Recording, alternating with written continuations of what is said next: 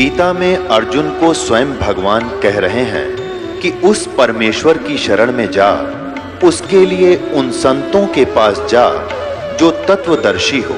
इसी प्रकार हजरत मोहम्मद को उनका अल्लाह कह रहा है कि कोई और पूर्ण परमात्मा है। उसको पाने के लिए उन तत्वदर्शी संत की तलाश कर। वो प्रभु कौन है, ये जानने के लिए कृपया अवश्य सुनिए जगत गुरु तत्वदर्शी संत रामपाल जी महाराज के अमृत वचन। कुरान मजीद मैं अरबी मतन ऑफिस प्रकाशक है, ऑफिस बुक डिपो 422 मटिया महल, जामा मस्जिद, दिल्ली 6। कुरान मजीद हिंदी तर्जुमा यानी अनुवाद मौलाना फ़तेह मोहम्मद खान साहिब जालंधरी। तसही मौलाना अब्दुल मजीद मरसर साहिब। प्रकाशक है Farid book depot private limited, नई दिल्ली। इतना इसमें ये वही सूरत फुरकानी है, ये सूरतुल फुरकानी, सुरतुल ये सूरत बोलते हैं, सूरतुल फुरकानी 25। इसमें प्रश्न नंबर है 576। और यहाँ देखो इसमें वही है जो कहते हैं, कोई अंतर नहीं है। यहाँ हम नीचे आएंगे, ये कबीरा शब्द है 52वीं आयत में। ये क्या है? 52वीं आयत है, फला तुतियल काफिरन व जाहिदुम बीही जिहादन कबीरा। उन्होंने उस कुरान शरीफ में कबीर लिखा है, इसने इसको अरबी भाषा को हिंदी लिपि में लिखते इसमें कबीरा लिख दिया। कबीरन कहो, कबीरा कहो, खबीरा कहो, ये वही परमात्मा। अच्छा, इसमें ये कबीरन शब्द है। और फिर देखिए आयत नंबर 57 में 58 में, ये 57 खत्म हुई 58 में, इसमें खबीरा इवादी ही कबीरा, इवाद ही माने पूजा के योग, कबीरा माने कबीर परमात्मा। खबीरा कहो चाहे कबीरा। 59 में भी खबीरा और इसमें कबीरन लिखा है। तो इसलिए इस दास ये दिखाना चाहता है, कति कंसेप्ट क्लियर हो जा कि ये कबीरन शब्द का अर्थ हिंदी में कबीर ही है, हम कबीर कहते हैं। अब ये क्या लिखा है, ये हम फिर आपको कुरान शरीफ से रूबरू कराते हैं। ये देखिएगा, ये कुरान शरीफ से वही कुरान शरीफ है जो अभी आपको दिखाई थी। अब इसका सूरत फुरकानी वही चल रही है, सूरत फुरकानी 25। इसमें हम 52 आयत को पढ़ रहे हैं। वही है जो कुरान मजीद में आपने देखा। 52वीं आयत है, 51वीं समाप्त हुई। फला तुतियल काफिरन व जाहिदुम बिही कबीरन जिहादन कबीरन। इनका क्या अर्थ किया इस महापुरुष ने? इसी का 52वीं आयत का हिंदी में, ए पैगंबर यानी इस कुरान शरीफ बोलने वाला अल्लाह अपने पैगंबर मोहम्मद हजरत मोहम्मद को कह रहा है, ए पैगंबर, तो ए पैगंबर तुम काफिरों का कहा न मानना। और इस कुरान की दलीलों से उनका सामना बड़े जोर से करो। इन्होंने कबीर का अर्थ बड़ा कर दिया। और दास इसका अर्थ क्या बताता है कि इसमें ये कहा है, कुरान शरीफ का ज्ञानदाता अल्लाह हजरत मोहम्मद से कह रहा है कि ये जो काफिर हैं वो कहते हैं कि तू जो बोल रहा है ये गलत बोल रहा है, और वो कोई और अल्लाह नहीं है बड़ा, यानी कबीर कोई अल्लाह नहीं है, कबीर नहीं है, और ये देवी देवता ही पूजना ठीक है। वह भी बुत पुरुष मूर्तियां पूजा करते थे। और तू इनकी बातों में मत आना, इस कबीर के लिए, इस अल्लाह कबीर के लिए संघर्ष करना, यानी तू सत्य मानना जो मैं कह रहा हूं वो परमात्मा पूर्ण है। और ये वही है। कौन है? जिसने 6 दिन में सृष्टि रची, 7वें दिन तख्त पर जा बैठा है। इससे सिद्ध हो गया कि कुरान शरीफ के ज्ञान देने वाले अल्लाह से वो सृष्टि रचने वाला अल्लाह कोई और है, उसका नाम कबीर है। ये देखो, अब हम यह अपने हिंदी पढ़ ली 52 की, अब 53 की हिंदी पढ़ाएंगे आपको। प्रश्न नंबर 607 पे सूरत फुरकानी 25 ही चल रही है। और यहाँ अब 53वीं आयत में, और वही है जिसने दो दरियाओं को मिला चलाया, एक का पानी मीठा प्यास बुझाने वाला और एक खारी कड़वा, दोनों में एक आड़ और मजबूत रोक बना दी। और वही है वो कबीर, वही अल्लाह कबीर वही है जिसने पानी की बूंद से आदमी को पैदा किया, फिर उसको साहिबे नसब यानी किसी का बेटा या बेटी, और ससुराल वाला यानी दामाद बहू बनाया। और तुम्हारा परवरदिगार हर चीज करने में शक्तिमान है, सतगुरु जो चाहे सो कर ही, 14 कोट दूत चमडर ही। और काफिर अल्लाह के सिवा ऐसों की को पूजते हैं जो न उनको नफा पहुंचा सकते हैं और न उनको नुकसान है। अन्य देवताओं की पूजा करते हैं, वो कुछ नहीं कर सकते। और काफिर तो अपने परवरदिगार से पीठ दिए हुए हैं, मुंह मोड़े हैं। और ए पैगंबर, हमने तुमको खुशखबरी सुनाने और सिर्फ अजाब से बचाने के लिए भेजा है। अब 57 में क्या कहा है, इन लोगों से कहो कि मैं तुमसे इस अल्लाह के हुक्म पर कुछ मजदूरी नहीं मांगता। हाँ, जो चाहे अपने परवरदिगार तक पहुंचने की राह इख्तियार कर ले। ए पैगंबर 58 में कमाल कर दिया, उस जिंदा पर भरोसा रखो जो कभी मरने वाला नहीं है, यानी पूर्ण रूप से अविनाशी है। और उसकी तारीफ के साथ उसकी पाकी बयान करते रहो। वह अपने बंदों के गुनाहों यानी पापों को से काफी खबरदार है, वो कबीर खबरदार है, यानी वो सब जानता है, वो पाप विनाश कर देता है। इसमें स्पष्ट लिखा है कि उस जिंदा पर भरोसा रखो। परमात्मा कबीर जी जैसे गरीबदास साहिब जी को मिले, जैसे नानक साहिब जी को मिले, धर्मदास साहिब जी को मिले थे, जिंदा महात्मा के रूप में मिले थे, ऐसे ही हजरत मोहम्मद जी को भी जिंदा महात्मा के रूप में परमेश्वर कबीर जी मिले थे। तो ये कुरान शरीफ का अल्लाह का है, जो तुझे जिंदा रूप में मिला था उस पर भरोसा रख। वो पूर्ण परमात्मा है, वो कभी वो वास्तव में अविनाशी है, वो कभी मरने वाला नहीं है। अब 59 में कमाल कर दिया, देखो आयत नंबर 59, 58 हमने पढ़ ली। और ये वही परमात्मा है जिसने आसमानों और जमीन में जो कुछ उनके बीच में है 6 दिन में पैदा किया, फिर तख्त पर जा विराजा। वह अल्लाह बड़ा, ये अल्लाह बड़ा कर दिया उन्होंने। यहाँ देखो ये 59वीं आयत में कबीरन शब्द है, कबीरन, ये इसका अर्थ है वो इवाद ही कबीरा, खबीरा। अवाद ही खबीरा माने वो पूजा की इबादत होती है, पूजा, और इवाद ही माने पूजा के योग्य, कबीरा माने वो कबीर परमात्मा है, ये बड़ा भगवान बोलते हैं। और यहाँ इन्होंने लिखा है वो कबीरन, खबीरन शब्द है, इसको हम कबीरन भी बोलते हैं। वो ऐसा बोलने में अंतर हो जाता है, ऐसे लिखने में अंतर हो गया। तो ये कबीर परमात्मा, इसने क्या लिखा यहाँ पर 59 में, जिसने आसमानों और जमीन के बीच में, जिस परमात्मा ने, जिसने आसमानों और जमीन और जो कुछ उनके बीच है 6 दिन में पैदा किया, फिर तख्त पर जा विराजा।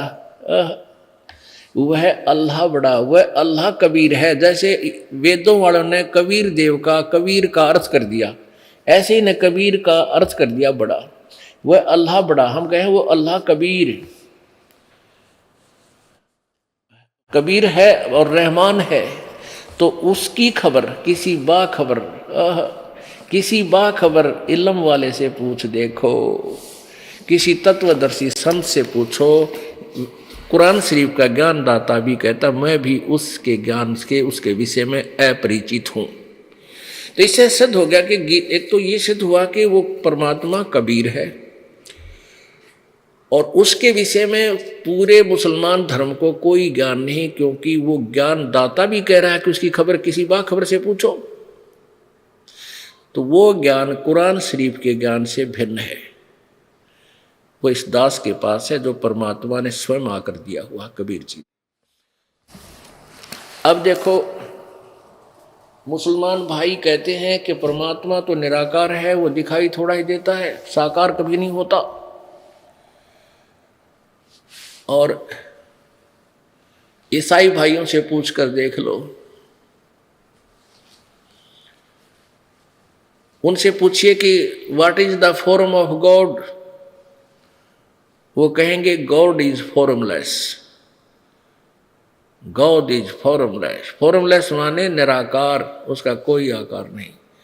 और वो पवित्र बाइबल को सिरोधार्य मानते हैं कि जो पवित्र बाइबल में लिखा वो फाइनल है, और ऐसे कुरान शरीफ में जो लिखा वो फाइनल मानते हैं मुसलमान धर्म के लोग, बिल्कुल सही है।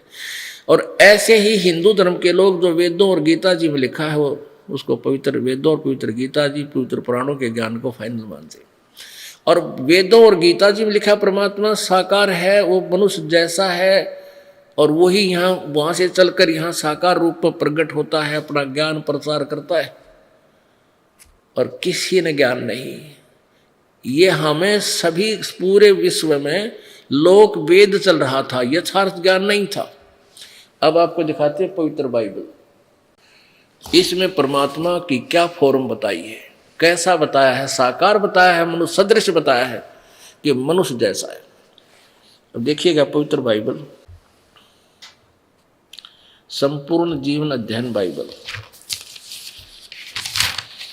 संपूर्ण जीवन अध्ययन Bible,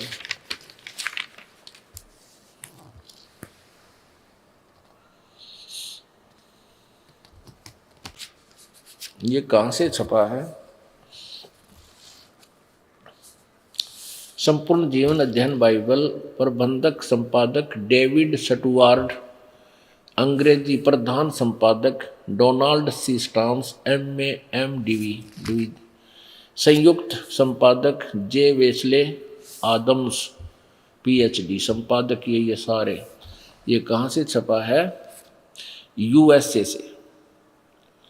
life publishers international, Springfield Missouri और USA से। अब इसमें आपको दिखाते हैं उत्पत्ति ग्रंथ में, ये देखो, इन बिल्कुल प्रारंभ में 4 पृष्ठ पे उत्पत्ति ग्रंथ आरंभ होता है। परमात्मा ने आदि में परमेश्वर ने आकाश और पृथ्वी की सृष्टि की। पृथ्वी बेडौल और सुनसान पड़ी थी आदि आदि। फिर परमेश्वर ने कहा उजियाला हो, उजियाला हो गया, इस प्रकार पहला दिन हो गया। फिर सांझ हुई, फिर भोर हुआ, इस प्रकार वो दूसरा दिन हो गया। तो परमेश्वर ने एक अंतर बनाया, उसके नीचे जल और उसके ऊपर जल के को अलग किया और वैसे ही हो गया। और परमेश्वर ने उस अंतर को आकाश कहा तथा सांझ हुई, फिर भोर हुआ, इस प्रकार दूसरा दिन हो गया। फिर तीसरा दिन, फिर चौथा दिन, फिर चौथा दिन, सांझ हुई, फिर भोर हुआ, फिर चौथा दिन, इसमें जो कुछ रचना की। फिर पांचवा दिन, सांझ हुई, फिर 5 पृष्ठ पे सांझ हुई, फिर भोर हुआ, इस प्रकार 5वां दिन हो गया। अब छठा दिन पढ़ेंगे। अब यहाँ ये छठा दिन चलेगा, ये छठा दिन शुरू हो गया, ये तो 5वां दिन समाप्त हुआ, छठा दिन चल रहा है। तो 26 नंबर श्लोक में लिखा है कि फिर परमेश्वर ने कहा हम मनुष्य को अपने स्वरूप के अनुसार अपनी समानता में बनाएं, और वे समुद्र की मछलियों और आकाश के पक्षियों और घरेलू पशुओं और सारी पृथ्वी पर और सब रेंगने वाले जंतुओं पर, पृथ्वी पर रेंगते हैं अधिकार रखे। यानी वो उनसे शाना हो, उनका कंट्रोलर हो। तब परमेश्वर ने मनुष्य को अपने स्वरूप के अनुसार उत्पन्न किया। अपने ही स्वरूप के अनुसार परमेश्वर ने उसको उत्पन्न किया, नर और नारी करके मनुष्य की सृष्टि की। तो पुण्यात्मा बताओ फिर भगवान कैसा? अब विचार करो, पवित्र बाइबल कह रहा है कि परमात्मा ने छठे दिन मनुष्यों की उत्पत्ति की और कहा कि मैं मनुष्य को अपने स्वरूप के अनुसार उत्पन्न करूंगा। और परमात्मा ने मनुष्य अपने जैसा बना दिया और नर और नारी करके उनकी उत्पत्ति की। तो परमात्मा कैसा हुआ? अंडरस्टूड है, वो नर आकार है, मनुष्य जैसा है। और गरीबदास साहिब जी ने कहा कि हमरे ही उनियार है, हमारा सृजनहार, हमारा भगवान, हमारी उत्पत्ति करने वाला प्रभु हमारे जैसा मनुष्य जैसा ही है। अब यहां देखिएगा, सांझ हुई, इसमें खाने के लिए भी किसी को मांस खाने का आदेश नहीं है, ये देखिए साथ में ही। फिर परमेश्वर ने कहा, उनसे कहा, सुनो, जितने बीज वाले छोटे छोटे पेड़ और पृथ्वी के ऊपर जितने वृक्षों में बीज वाले फल होते हैं, वे सब मैंने तुमको दिए हैं, वे तुम्हारा भोजन के लिए है। परमात्मा पूर्ण ब्रह्म का आदेश कहीं नहीं है जो मांस खाने का हो। ओए होए, केवल लिखा है कि फिर परमेश्वर ने कहा मनुष्यों को कि सुनो, जितने बीज वाले छोटे छोटे पेड़ और सारी पृथ्वी के ऊपर जितने वृक्षों में बीज वाले फल होते हैं, वे सब मैंने तुमको दिए हैं, वे तुम्हारा भोजन, तुम्हारे भोजन के लिए, नथिंग एल्स, इसके अतिरिक्त कुछ भी नहीं। केवल जैसे छोटे छोटे पौधे बीज वाले, जैसे बाजरा, ज्वार, गेहूं, ये इस तरह के, और फल, वो वृक्ष, वो फल जिनमें बीज हैं, प्रत्येक फल में बीज होता है। तो ये तुम्हारे खाने के लिए है, भगवान का आदेश मांस खाने का नहीं है। क्योंकि वो परमात्मा तो 6 दिन में सृष्टि रच के अपने चला गया वहां पर, और ये सृष्टि इस काल को दे दी क्योंकि इसने तप करके प्राप्त की थी। उसके बाद किसी फरिश्ते ने किसी में प्रवेश करके या आकाशवाणी करके मांस खाने का आदेश दिया है, तो भगवान का विधान है, टूट जाएगा वो, और उससे वो दोषी होगा जो उस फरिश्ते की आज्ञा पालन करके मांस आहार करेगा। अब देखो, इस प्रकार ये 6ठा दिन हुआ, तथा सांझ हुई, फिर भोर हुआ, इस प्रकार 6ठा दिन हो गया। अब 7वां दिन, यूं आकाश और उसके और पृथ्वी उनकी सारी सेना का बनाना समाप्त हो गया, और परमेश्वर ने अपना काम जिससे वह करता था 7वें दिन समाप्त किया, और उसने अपने किए हुए सारे काम से 7वें दिन विश्राम किया। यानी 7वें दिन विश्राम किया। परमेश्वर ने 7वें दिन को आशीष दी, पवित्र ठहराया, क्योंकि उसने उस सृष्टि की रचना के अपने कार्य सारे काम से विश्राम किया। अब ये इससे सिद्ध हो गया कि जो ज्ञान पवित्र बाइबल में है वही ज्ञान पवित्र कुरान शरीफ में भी है।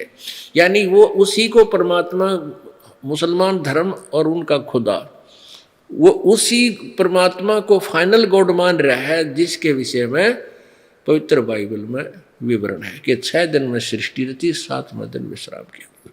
तो इससे सिद्ध हो गया कि वो खुद कह रहा है कि उस अल्लाह ने, उस गॉड ने अपने जैसा ही मनुष्य को उत्पन्न किया। इससे सिद्ध है कि वो परमात्मा भी साकार है और मनुष्य जैसा है। अब पुण्यात्माओं, परमेश्वर कबीर जी कहा करते थे, भाई मोती मुक्ता दर्शत नाही, ये जग है सब अंदरे, दिखत के तो नैन चश्म, इनका फेरा मोतिया बंदरे। जैसे किसी को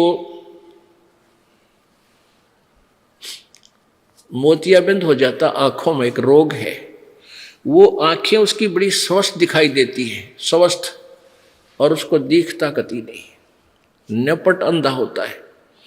ऐसे ही ये विद्वान पुरुष जो वेदों को पढ़ते थे, गीता जी को पढ़ते थे, पुराणों को पढ़ते थे, वो हमने तो ऐसे लगे थे बड़े विद्वान पढ़े हैं, और संस्कृत में बोलते बोलते थकते नहीं थे। तो हम ये सोचा करते इन्होंने सारे सदग्रंथों को ठीक समझकर हमें बताया है। अब ऐसे ही कुरान शरीफ के पढ़ने वाले, उनको भी पूर्ण ज्ञान नहीं। इसमें लिखा क्या है? क्योंकि पूर्ण परमात्मा से मोक्ष होगा, और वो परमात्मा और है जिसने 6 दिन में सृष्टि थी, 7वें दिन तक पूजा बैठा, उसके विषय में स्पष्ट लिखा है कि वो तो कोई और है। किसी बाखबर से पूछ देखो, तो मुसलमान धर्म ने भी ट्राई नहीं करी कि किसी और से पूछे और स्वयं ही लोकवेद बना लिया, पर अल्लाह निराकार है। अल्लाह तो साकार कह रही है कुरान शरीफ, और मनुष्य जैसा है पवित्र बाइबल ने बताया, उसी का समर्थन कुरान शरीफ में है। ऐसे ही कुरान शरीफ पवित्र बाइबल के पढ़ने वाले पूरा ईसाई धर्म, इनके गुरु लोग जो इसको पढ़कर सुनाते थे, उनके विषय में बताया है परमात्मा ने सभी के विषय में। मोती मुक्ता दर्शत नाही, ये जग है सब अंदरे, दिखत के तो नैन चश्म, इनका फेरा मोतिया बंदरे। ये हमने तो बड़े विद्वान दिखे थे, पर थे ये ज्ञानहीन, ज्ञान नेत्रहीन। इनकी आंखों में, ज्ञान वाली आंखों में मोतिया बंद था। ये हमें नजर ऐसे आते जैसे बड़ी साफ नजर है, दिखता होगा इसको आंखें साफ है, यानी ये विद्वान है। कोई अरबी भाषा का विद्वान था, कोई अंग्रेजी में बोला था, कोई संस्कृत के विद्वान थे, और हम सोचे थे सदग्रंथों को इन्होंने जाना है, पर उन्होंने संस्कृत को नहीं, सदग्रंथों को बिल्कुल नहीं जाना था। ये तो परमात्मा आते हैं, प्रत्येक युग में अपनी महिमा आप बताते हैं, और वही जगत गुरु होते हैं, वही सतगुरु होते हैं, और वही एक दास की भूमिका बनकर एक परम संत की भूमिका करके अपनी प्यारी आत्माओं को यथार्थ ज्ञान से परिचित कराते हैं।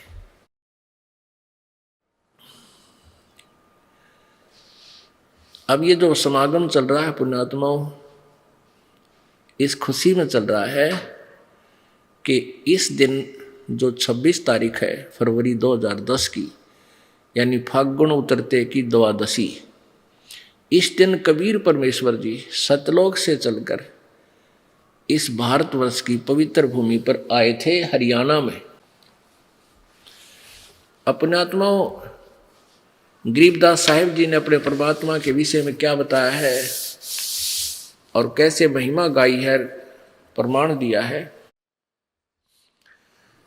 ये आत्मा अपने परमेश्वर से बिछुड़ गए, इस काल के साथ आ गई, और काल ने इसके साथ वो दुर्गति की है। यदि हम अब थोड़े से दिनों में जब ज्ञान हमें हो जाएगा आप जी को, आपका कलेजा थर थर कांपा करेगा। हम कहाँ फंस गए और कहाँ के रहने वाले थे, यहाँ एक एक पैसे के भिखारी बने फिर रहे हैं, और वहाँ हमारे कोई अभाव नहीं था किसी चीज़ का। अब क्यों ना हम वहीं चले, मृत्यु तो हमारी होगी, ये तो फाइनल है। तो मृत्यु होगी तो फिर हम पूरा, फिर जन्म भी होगा। किन का होगा?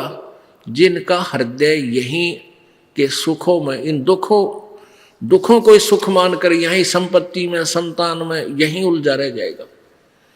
और इस ज्ञान से आपका हृदय यहाँ से हटाना है, सतलोक में जोड़ना है। जब आपकी आस्था 100% भगवान में हो जाएगी कि हमने यहाँ रहना नहीं, परमात्मा दोबारा जन्म ना दिए मेरे दाता, दोबारा जन्म होगा तो फिर ये दुर्गति फिर शुरू हो जाएगी आपकी जो अब हुई,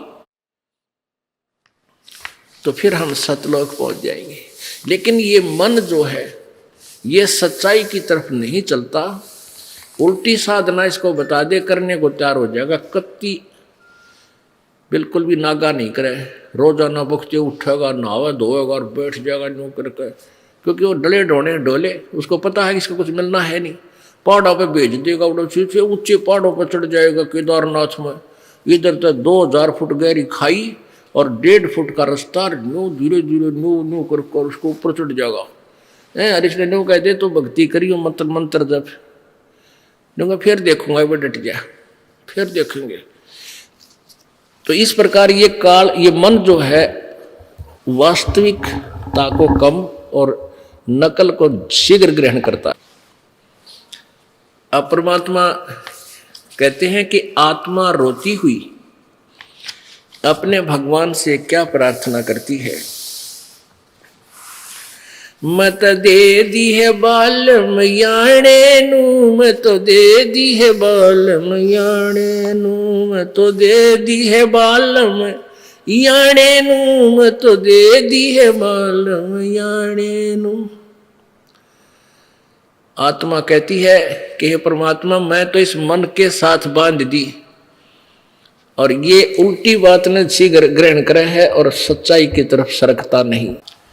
मैं तो दे दी है बालम याणे नू मैं तो दे दी है बालम याणे नू। याना मीन नादान, जिसने अकल ना हो। मैं तो दे दी है बालम याणे नू, मैं तो दे दी है बालम याणे नू।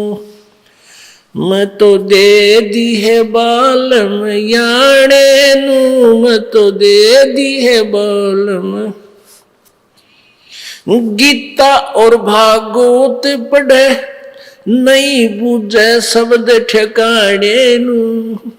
गीता और भागवत पढ़ते हैं नहीं बूझे शब्द ठिकाने नू। मन मथुरा दिल द्वारका नगरी कहाँ करे बरसाने नू। मैं तो दे दी है बालम याणे नू, मैं तो दे दी है बालम याणे नू, मैं तो दे दी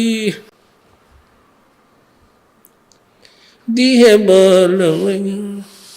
जब फुरमान धनी का आवे को रखे घर जाने नू। जब फुरमान धनी का आवे को रखे घर जाने नू। जा सतगुरु की मैं बलिहारी जो मेटे जम तल बाणे नू। मैं तो दे दी है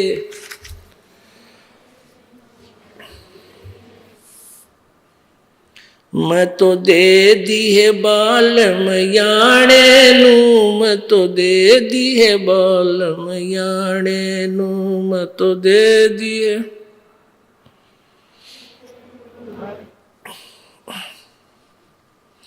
उत्तर दक्षिण पूर्व पश्चिम ये फिरदा दाने दाने नू। उत्तर दक्षिण पूर्व पश्चिम ये फिरदा दाने दाने नू। सर्व कला सतगुरु साहेब की हरि आए हरि आने नू। मैं तो दे दी है बालम याणे नू, मैं तो दे दी है बालम याणे नू, मैं तो दे दी।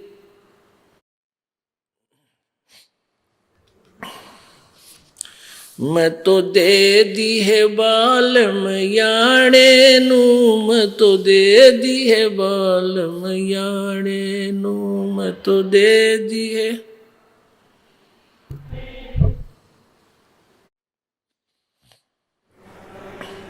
उत्तर दक्षिण पूर्व पश्चिम ये फिरदा दाने दाने नू।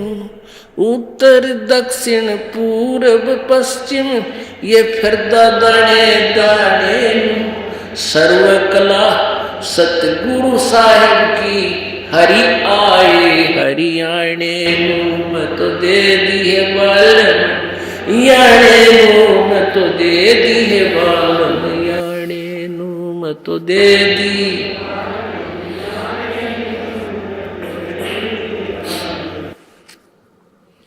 जम किंकर का राज कठिन है नहीं छोड़े राजा राणे नू। जम किंकर का राज कठिन है नहीं छोड़े राजा राणे नू। या दुनिया दा जीवन झूठा तुम भूल गए मर जाने नू। मैं तो दे दी है बालम याणे नू, मैं तो दे दी है बालम।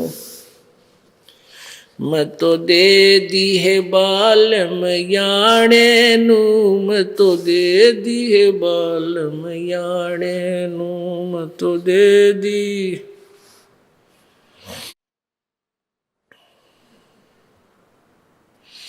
ज्ञान दराच ध्यान दी तुरिया कोई जाने पान रिसाणे नू।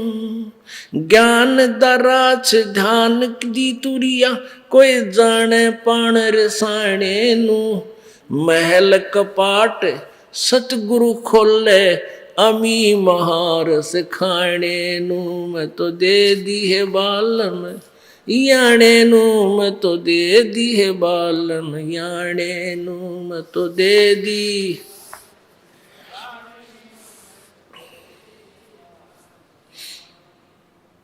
मैं तो दे दी है बालम याणे नू, मैं तो दे दी है बालम याणे नू, मैं तो दे दी है बालम।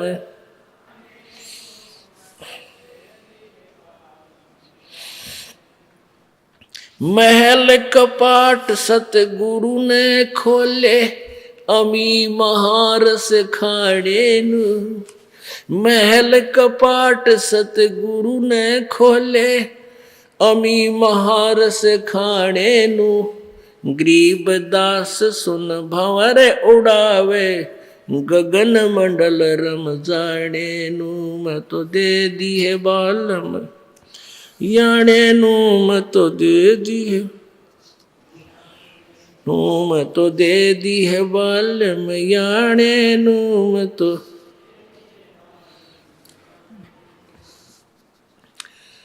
अब इसमें क्या बताया है, गरीबदास साहिब जी कह रहे हैं, आत्मा रो रही है और कह रही है कि वे परमात्मा मैं तो इस, क्योंकि ये मन यहाँ का यो काल जो है, ये मन रूप में प्रत्येक प्राणी में ये भिन्न भिन्न रूप बनाकर विराजमान हो गया, और ये मन ही हमें उल्टे रास्ते विकारों पर, यहाँ की बुराइयों में जबरदस्ती लगाता है। और सत भक्ति की तरफ जब कोई कहता है तो कदम नहीं रखता, अड़ियल घोड़े की तरह खड़ा हो जाता है, चारों पैर गाड़ गए, और ना जाने कितने प्रश्न उठाते मन में, यूं कैसे होगा, यूं कैसे। और जब जंडी पूजन जाया करते, जब कद्य ऑब्जेक्शन ना हुआ है, व्रत रखा करते, किस्से का रखवा ले, जब कद्य ऑब्जेक्शन नहीं कराया, तो यहाँ परमात्मा कह रहे हैं कि आत्मा बोल रही है कि मैं तो दे दी है बालम याने नू। ये मन हमारा मालिक बन बैठा, पति बन गया, और आत्मा कहती है हम तो इसका बांध दी परमात्मा, बंध गए। और ये क्या करता है, गीता और भागवत पढ़े, ना बुद्ध शब्द ठिकाने नु। गीता पढ़ा करते, श्री मद भगवत देवी भागवत भी पढ़ते थे, पुराण पढ़ते थे, गीता जी भी पढ़ते थे पंडित लोग, और कह का बेरा नहीं ने क्या है का पता नहीं, वो सोच कर गोटे जाते, सुनाए जाते हैं, अपने मनमुखी ज्ञान सुना देते हैं। तो यहाँ परमात्मा कहते हैं कि जो साधना तुम करते हो, इससे तुम्हारा काल का जो जन्म मृत्यु का जो दुख है काल द्वारा दिया हुआ, ये समाप्त नहीं हो सकता। क्या कहते हैं कि जब फुरमान धनी का आवे, और को राखे कर जाने नु, और जा सतगुरु की मैं बलिहारी जो मेटे जम तलवाने नु। उस सतगुरु, उस परम संत यानी परमात्मा ही वो सतगुरु रूप में आता है, और यदि अपने किसी खास रिप्रेजेंटेटिव को भेजता है तो प्रभु अपनी पावर उसको देता है। वो सतगुरु ही फिर परमात्मा के रूप में रोल करता है, प्रभु उसको साथ देता रहता है। अभी आपने वेदों में ऋग्वेद मंडल नंबर 10 सूक्त नंबर 161 के मंत्र 2 में आंखों देखा पढ़ा। वेद कहता है यदि किसी की मृत्यु निकट आ गई हो और उसने पकड़ने के लिए यम के दूत आगे पकड़ कर ले गए दूसरे लोक में, धर्मराज के दरबार में, तो परमात्मा उसको वहां से भी छुटाकर वापस ले आता है। वो कबीर भगवान है, कबीर देव है। तो यहां गरीबदास साहिब जी भी वही प्रमाण दे रहे हैं कि जब फुरमान धनी का आया, को रखे घर जाने नू, कि जब यहाँ के मालिक का संस्कार अनुसार जब तुम्हारा समय पूरा हो गया, तुम्हें यहाँ से लेने के लिए फुरमान आएगा, वहाँ से आदेश आएगा। और फिर उसके साथ साथ क्या कह रहे हैं, जा सतगुरु की मैं बलिहारी जो मेटे जम तल बाणे नु। इस काल का हुक्म आवे, मान लो उसका समय पूरा हो गया, मृत्यु होनी है, और परमेश्वर कबीर जी का नाम ले रखा है इस दास के माध्यम से, वो आएंगे लेने के लिए। परमात्मा रास्ते में पकड़ लेगा, इधर दिखा और भाग जा, हमने इसको इसकी आयु बढ़ा दी। कहते हैं जो मेटे जम तलबाने ने, तलबाना माने उसका हुक्म, जो काल के आदेश को रिजेक्ट कर दे, मैं उस सतगुरु पर बलिहारी हूं। वो केवल एक है, वो कबीर परमेश्वर है, और वही अपने भेजे हुए नुमाइंदे संत के माध्यम से वही कार्य करता है। जब फुरमान धनी का आया, को रखे घर जाने नू, जा सतगुरु का शरणा लीजे, जो मेटे जम तल बाणे नू। कहते उस संत की, उस सतगुरु की शरण ले जो उसके काल के आदेश को खत्म कर दे, भाग जाए यहां से। काल डरे करतार से, गरीबदास जी कहते हैं, काल डरे करतार से, जय जय जय जगदीश, जोरा जोड़ी झाड़ता पगरज डारे शीश।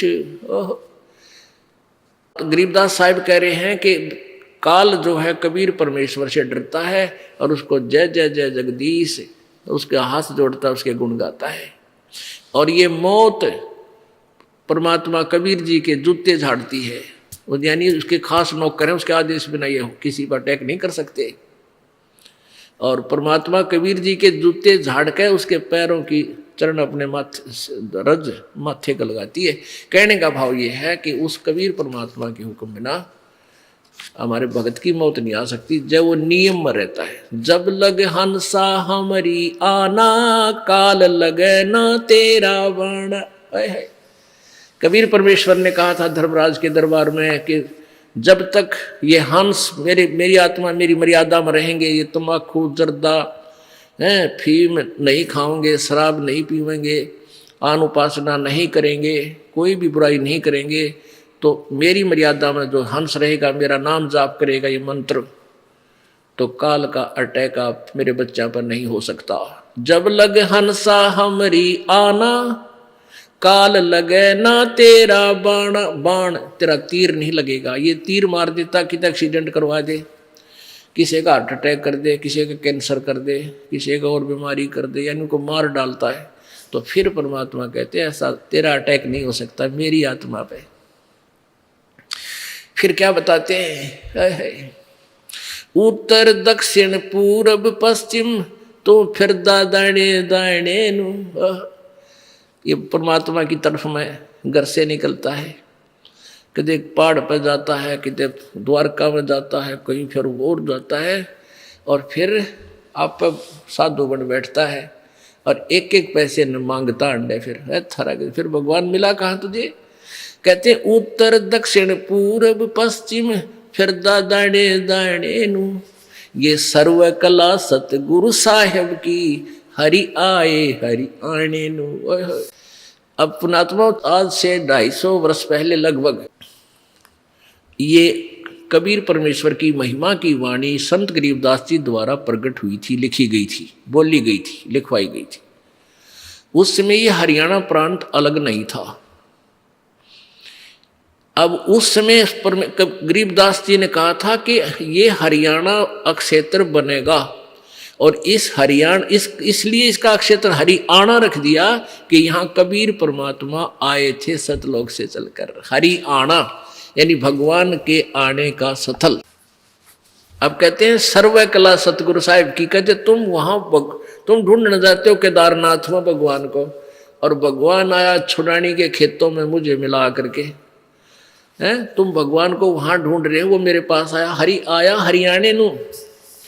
अब यहाँ हरियाणा शब्द इसलिए पड़ गया कि यहाँ परमात्मा आए थे, हरि स्पेशल आए थे, और संत का आदेश वचन टल नहीं सकता।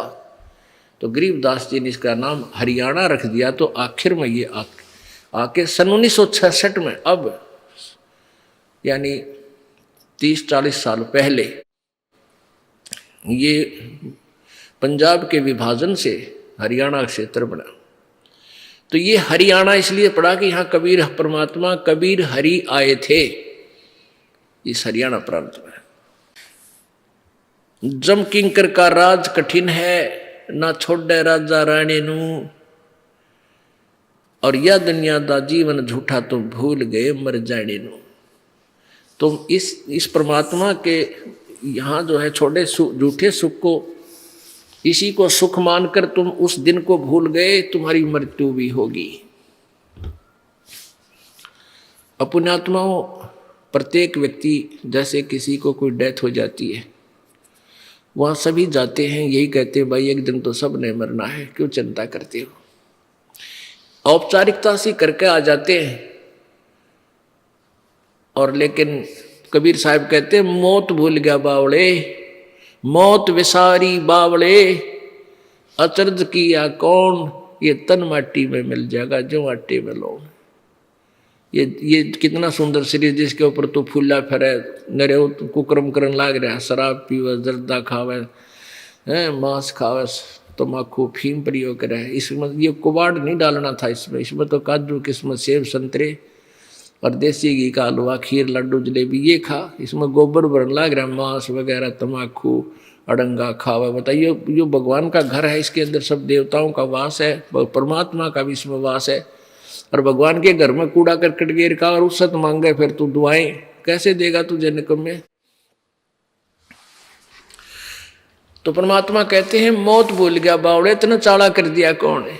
सबसे बड़ा अचरज हम कर रहे हैं, हम अपने वो जाने का दिन भूल चुके हैं। इसलिए हम बुराइयां भी करते हैं, उदमस भी तार दिया कर रखे के कुक्रम कर दिया, पैसे के लिए दूसरे की जान ले लेते हैं, क्योंकि हमने अपना मरना निश्चित को नहीं याद। वैसे तो सब कह देते हैं भाई मरना तो है, सब ने एक दिन जाना है जाना है, ये तो ऊपर ले बनता है। जब पता लगेगा ना मृत्यु कैसे आने वाली है, निकट आएगी, जो मेरा पटा उससे पूछना, उस भगत से। कलेजा न्यू करे सारा दिन उसका, मर गया हाय मर गया, हाँ अब क्या होगा। एक समय एक भगत था गुरु जी का, और वो जाता था उस संत के पास। वो संत बहुत अच्छे सिद्धि वाले माने जाते थे कि वो जो बात कहते हैं सच्ची होती है। वो सेठ था पैसे वाला, 5-4 किलो 2-3 किलो सेब ले जा, कभी दूध का 2-3 किलो दूध का लोटे पर ले जा। और संत जी वहाँ एक रख दें उसको टोकरे में, दूध को डाल दे एक पतीले में, और पतले दुबले से थे। तो सेठ जी जिस दिन भी फल आहार ले जाता या जो भी सामान ले जाता, जाते ही कहता महाराज जी आप खाया करो, आप कुछ खाते नहीं क्या, फल फाल खाओ दूध पी लो। महाराज जी बोले भाई भूख कम लग गए मेरे को, क्या आप कोई बीमार हो ना, बीमार तक हो नहीं भाई, फिर क्या बात आपने कोई चिंता है, कहा भाई चिंता है मेरे को। क्या चिंता है महाराज जी, कि भाई मैंने अपनी मौत दिखाई दे है, मैं मरूंगा इसलिए डर लगे, और इस याद में मुझे वो मृत्यु का दिन दिखाई दे, इसलिए मेरे को खाया नहीं जाता। यह दीक्षा खाना पाना बकवाद करना ये मेरा दिल ना मानता। अब उसने सोची सब भगत ने कि गुरुजी की तो निकटतम ही समय में शरीर छोड़ने वाले हैं। कहने लगे महाराज जी कब शरीर छोड़ोगे, कितना समय है। कहने लगा भाई 40 साल बाकी रह रहे, 40 वर्ष। अब सेठ बोला ले महाराज जी कोई बात हुई, सब ने मरना ही होता है, अब फकीर फक्कड़ होकर के तुम मृत्यु से डरते हो, कह के भगत हो तुम, एक दिन तो सबने ही मरना है, 40 साल, इतना तो आप 80 साल के हो जाओगे, बेशक मर जाओ, फिर तो मृत्यु से भी क्या डरना महाराज जी, एक दिन सबने ही मरना है। बोला अच्छा भाई ठीक है खाऊंगा। अब दूसरा तीसरा दिन आओ फिर मगज चाटे, तीसरे चौथे दिन आओ फिर ये कहानी के संत ने सोचा यो पीछा ना छोड़े। राजा उस संत का शिष्य था, राजा से कहा कि राजा ये एक सेठ आपकी नगरी में, उसको फांसी की सजा सुना दे, फांसी दिए मत पर फांसी की सजा सुना दे और उसको कैद में डाल दे, और खाने की कमी मत छोड़ना उसको। राजा ने गुरुजी का आदेश था, जाते आदेश उसको पकड़ जाए सिपाही और कह दिया भाई तुमने मानस मार दिया और 302 की सजा तेरे पर लगेगी और तेरी फांसी देंगे तुझे। ऐसे ऐसे तो उन्होंने हाथ जोड़े, काफी उसने विनय करी थी, मैं ऐसा निर्दोष आदमी हूँ, मैंने कुछ नहीं किया। बोला नहीं, उसको फांसी की सजा सुना दी, दिन दर दिया 1 महीने 20 दिन का दिन रख दिया कि उस तारीख को 14 को तेरे को फांसी दी जाएगी, चतुर्दशी को। अब सेठ जी कोठड़ी बंद कर दिया, सारा खाने के लिए सेब संतरे काजू खास वहाँ रखे, और 1 लोटा 3 किलो दूध, 2-3 किलो दूध वहाँ पर डेली बदल दे, डेली पहुँचा दे। अब जब वो 2 दिन रह गए ना फांसी टूटन गए, वो दिन में 2 दिन शेष थे तो गुरुजी पहुंचे वहां जहां कैदी बंद कर रखे थे, उसके सामने से गुजर रहे थे। उसने देखा, सेठ जी ने, भगत जी ने देखा कि हो ये तो गुरुजी आ गए। गुरुजी सत साहेब, गुरुजी राम राम।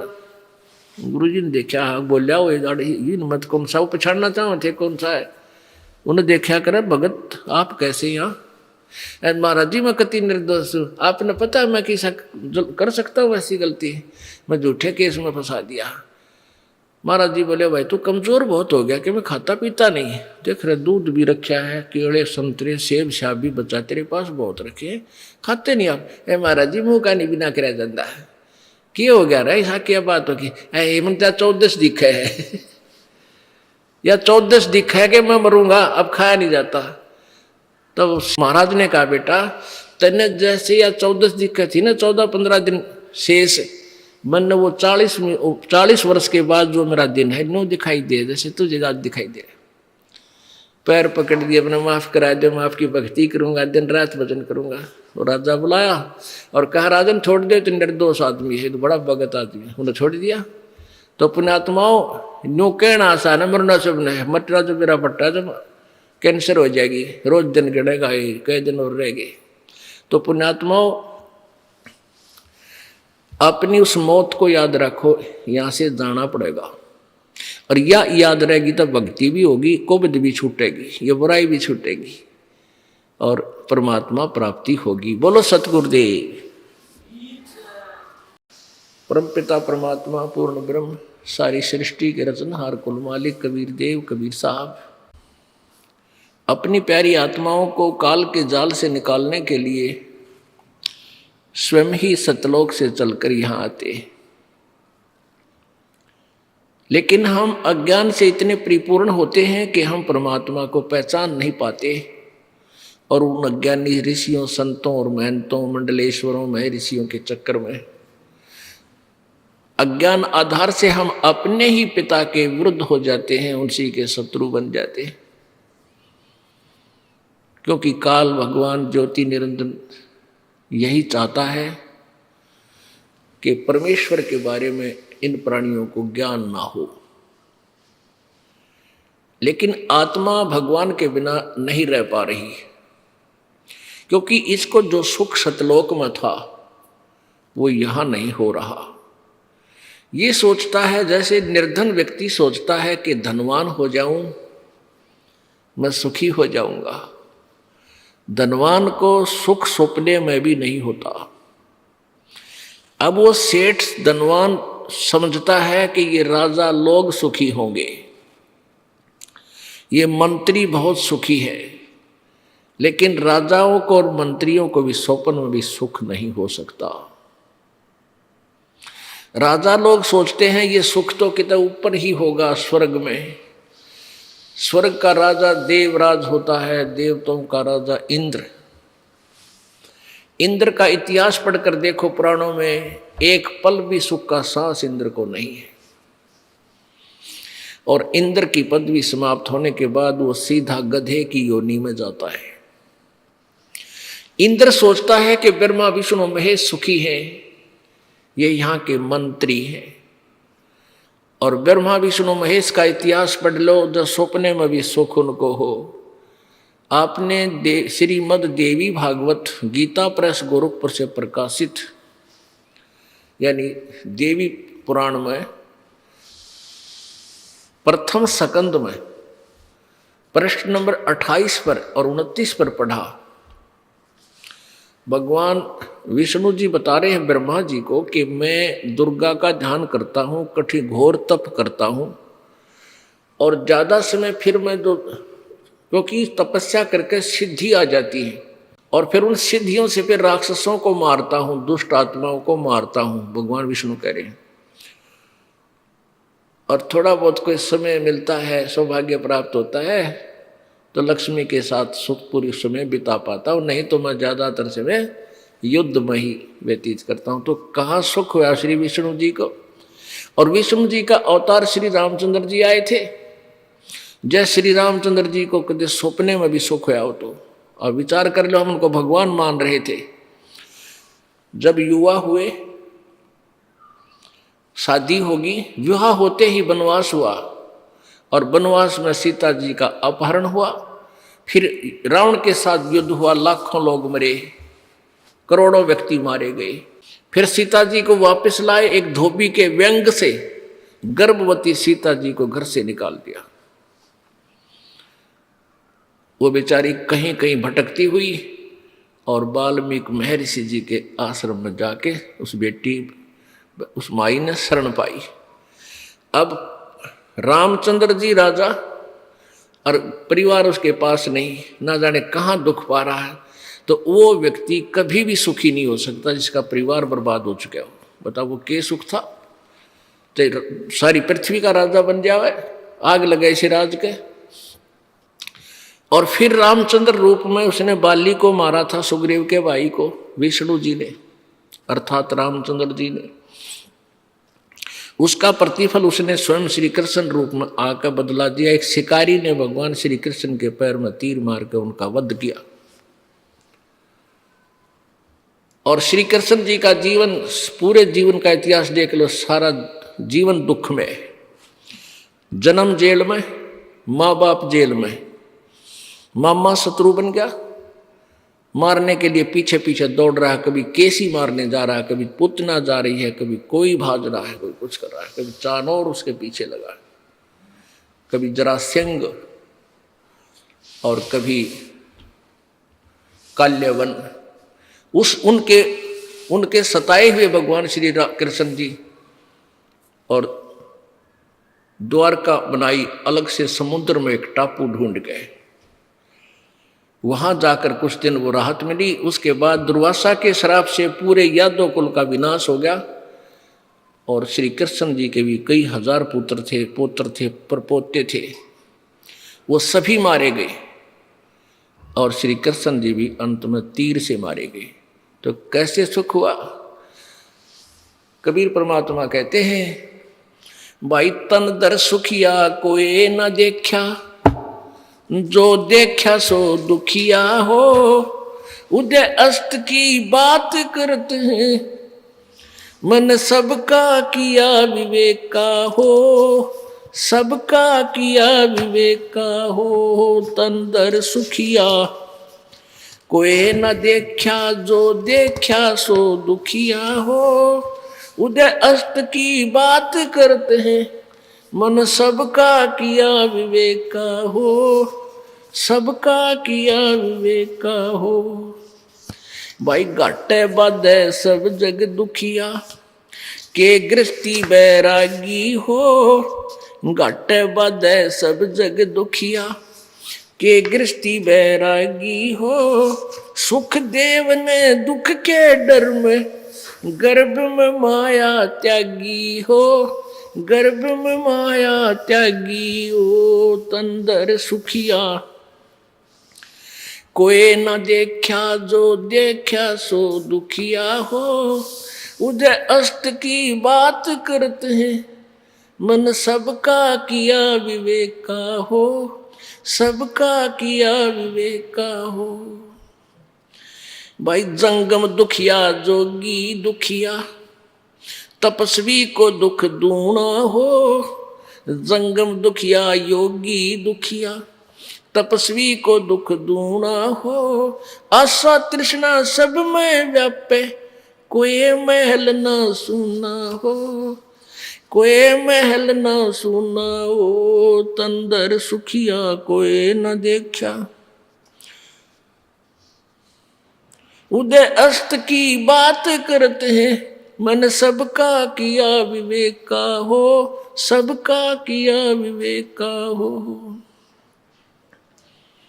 भाई साच कहूं तो ये जग ना माने, पर झूठ कही ना जाई हो।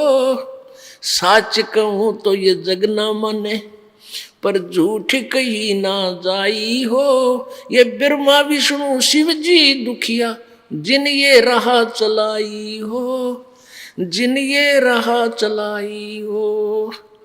तंदर सुखिया कोई न देखा, जो देखा सो दुखिया हो। उदय अस्त की बात करते हैं, मन सबका किया विवेका हो, सबका किया विवेका हो।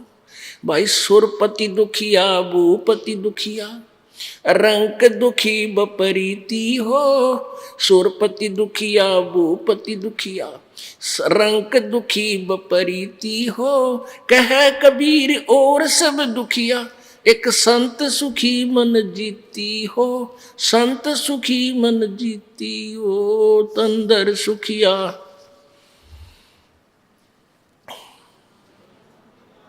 उदय अस्त की बात करते हैं, मैंने सबका किया विवेका हो। सबका किया विवेका हो। भाई सुरपति दुखिया भूपति दुखिया, रंक दुखी बपरीती हो। सुरपति दुखिया भूपति दुखिया, रंक दुखी बपरीती हो। कहे कबीर और सब दुखिया, एक संत सुखी मन जीती हो। संत सुखी मन जीती हो, तंदर सुखिया।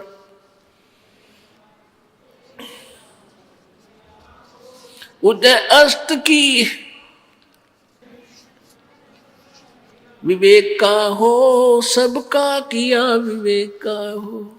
सत साहेब